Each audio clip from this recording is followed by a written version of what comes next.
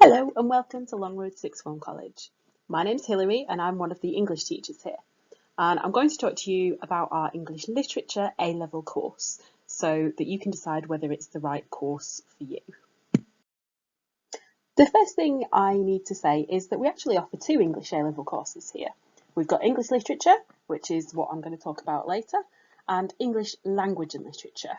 They're both great courses, but it might be worth watching both of the videos to see which one suits your interests and preferences more. If you already know you want to study English literature, feel free to skip this bit.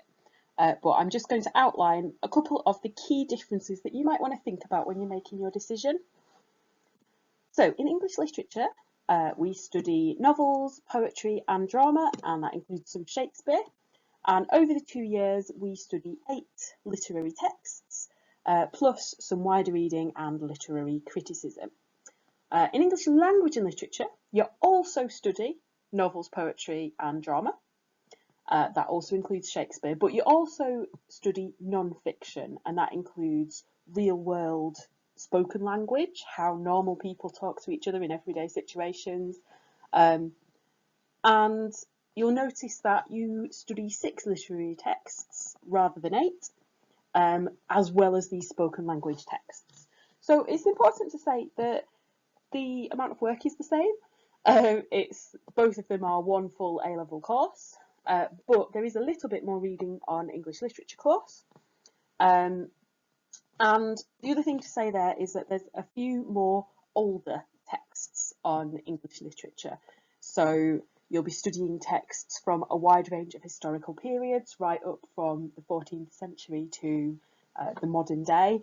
Whereas in English language and literature, you'll study Shakespeare, you'll study poetry before 1914, so there's an anthology that covers a really wide range of time periods, but most of the texts that you study apart from those two will be 20th or 21st century.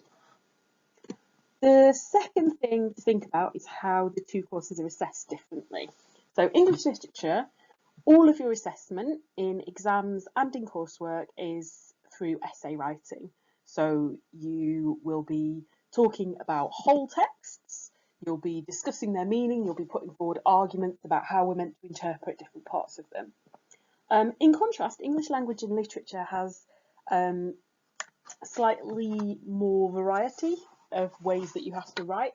So there's some close analysis of extracts. So you'll be given an extract from the book you've studied and you'll be asked to talk about the language in really kind of nitty-gritty detail. So what does that word do? Why has the writer used that type of sentence? So you have to learn lots of grammatical terminology. You have to be able to pin down exactly what a writer is doing. You'll also have to write standard essays, and there is a little bit of creative writing on that course in the coursework.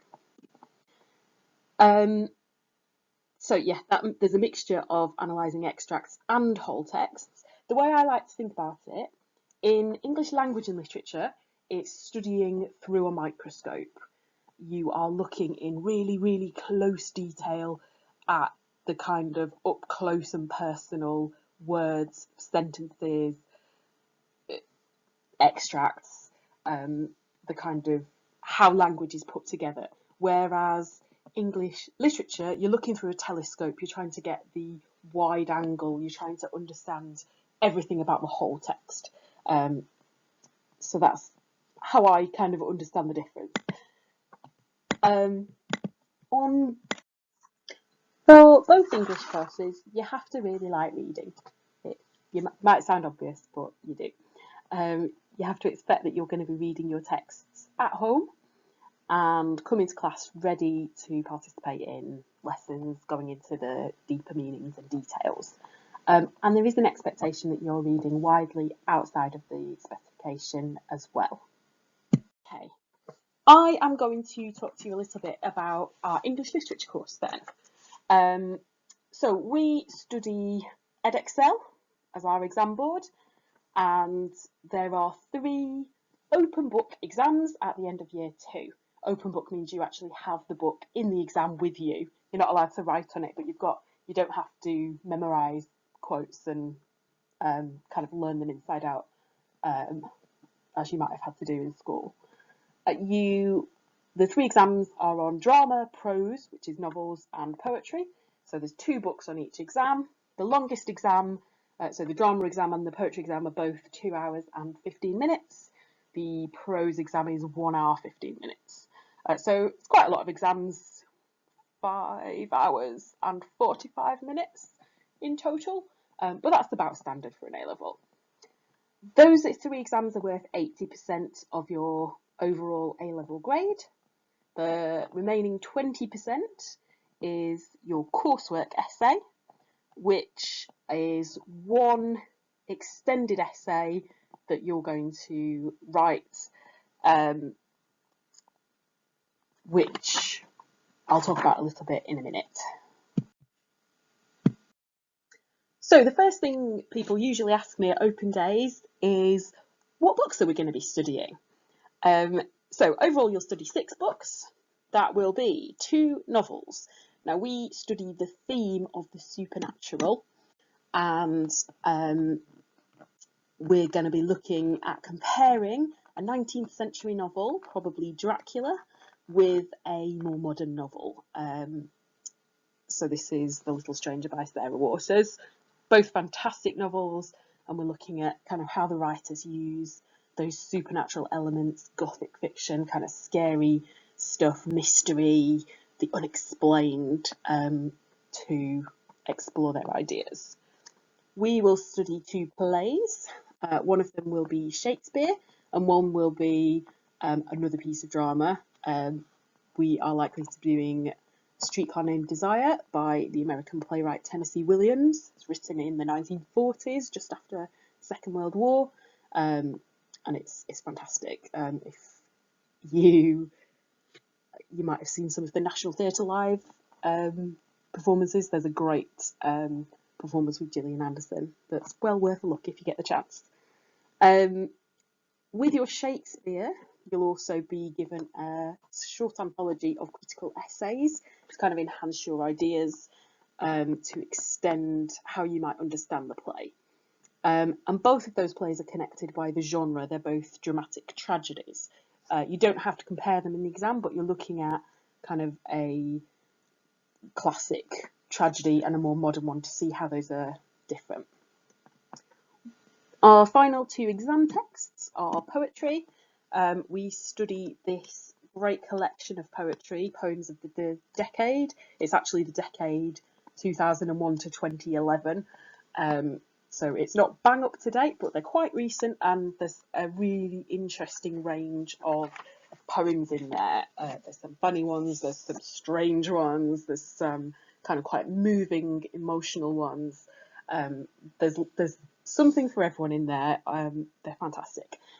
And we'll also look at a collection of poetry from a specific time period or an author working within that time period.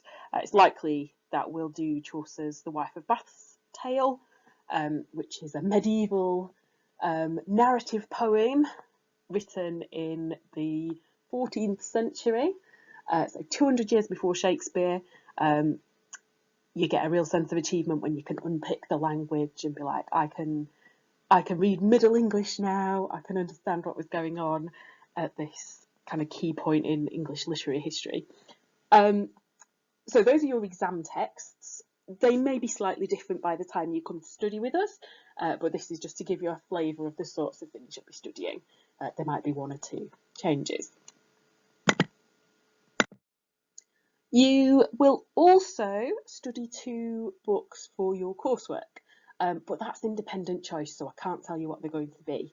You can follow your own interests here. There are a few kind of rules you have to stick within, but you've got a lot of freedom here. You can choose your own texts, you can make up a title, you can follow a particular interest. So, you know, there's some books never make it onto English literature courses, and this is your chance to follow those things that you really love reading, but maybe you've never had a chance to study. It's an extended essay, so up to 3,000 words, and it's fantastic for developing your research skills. You're going to kind of read around the subject, you're going to become an expert. Obviously, there'll be a lot of support from your teacher to help you make those choices and to make sure that you're kind of going on the right lines. So this is a really great course in terms of the skills that it helps you to develop. And these are all transferable skills. They don't just apply to English, you use them in other subjects as well. And they're the sorts of skills that are really valued by employers and by universities, whether you choose to study English or another discipline.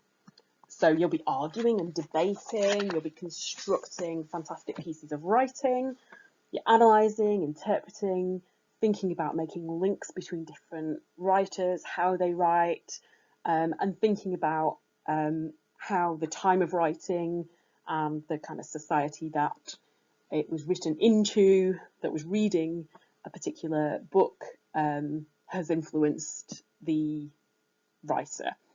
And these are skills that cross over with a lot of the other subjects you might choose to study, particularly humanities and social sciences.